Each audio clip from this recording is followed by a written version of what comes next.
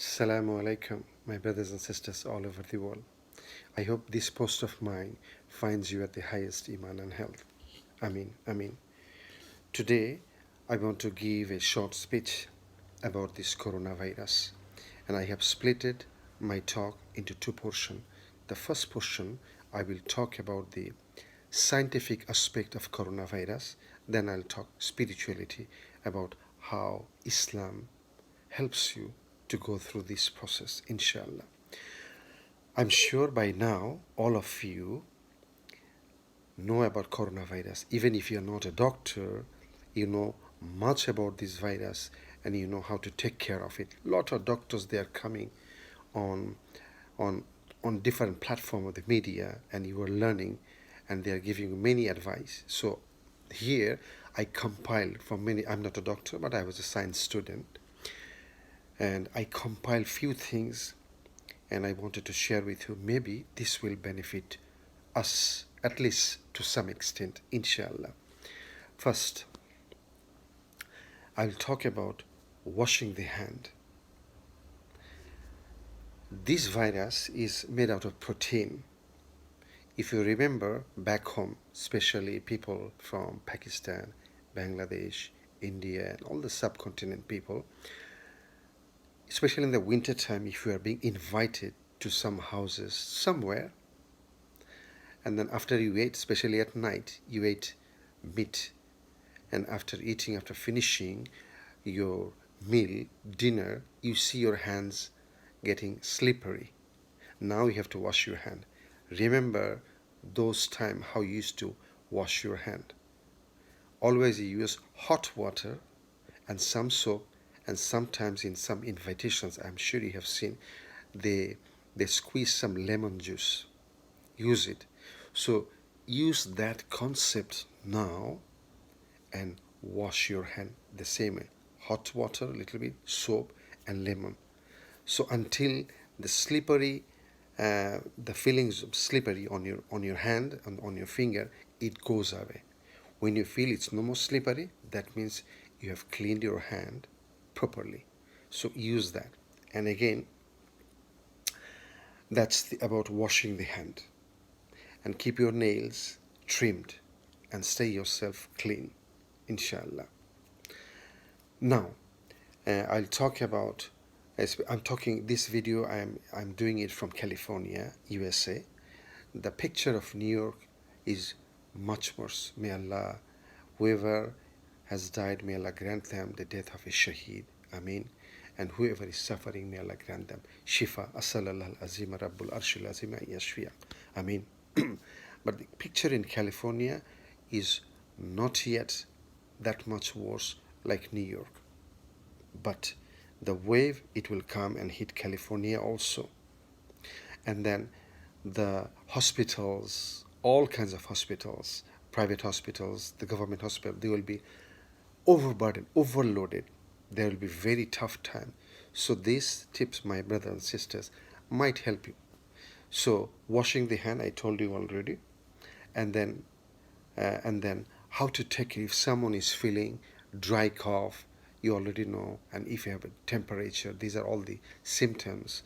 And then runny nose, dry cough, fever, and body ache, headache, all those things. I hope it doesn't come on an enormous way. May Allah save us from this. So again, I spoke about the washing the hand. Now, if someone is feeling some itchy in their throat, how to take care of that? What do? We already know that this virus doesn't do well when the temperature is 55 degrees Celsius, not Fahrenheit. It doesn't do well. It does not do well if it is more than 55 degrees Celsius. So what do?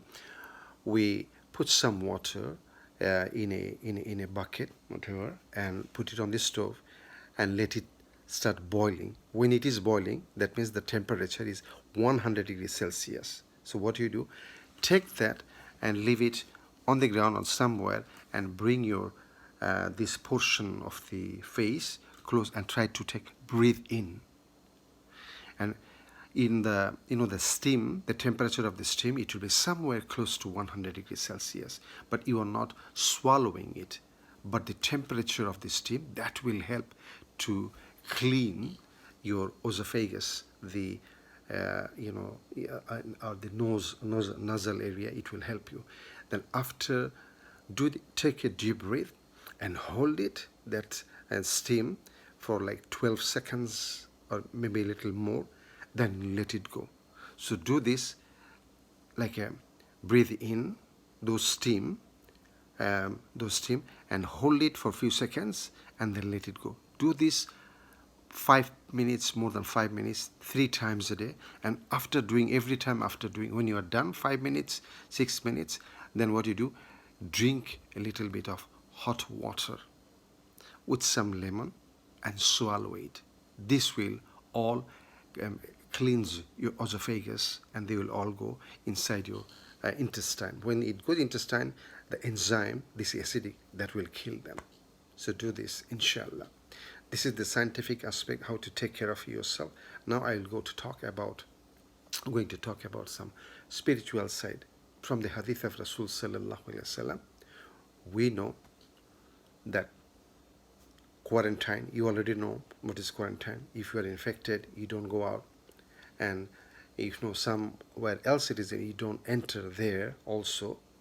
So in a hadith in Bukhari, Aisha radhiyallahu ta'ala anha, radhiwan, she asked Prophet sallallahu alaihi wasallam, Ya Rasulullah, Rasulullah mentioned that ta'un, that is plague will come. Aisha asked radhiyallahu anhuma, Ya Rasulullah, what is plague? Rasulullah mentioned a plague is like a calamity. It befalls on people, but not on each and every one. It is a musibah. It is not a punishment from each and every one.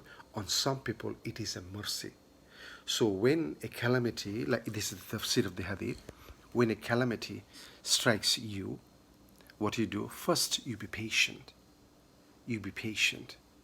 First be sabran jamila. May Allah grant us sabr, but a beautiful sabr. Ameen. So be patient first. And the second thing, when we are passing through this time, this is a time of calamity. It is a plight, very tough time. Spiritually, it is tough time. Physically, it's tough time. Economically, from many aspects, it is a tough time. And if we are patient, and when you are tough, going through this tough time, we ask forgiveness from Allah subhanahu wa ta'ala. And we ask that Allah will, sure, always think that Allah will give us a reward for being patient at this time.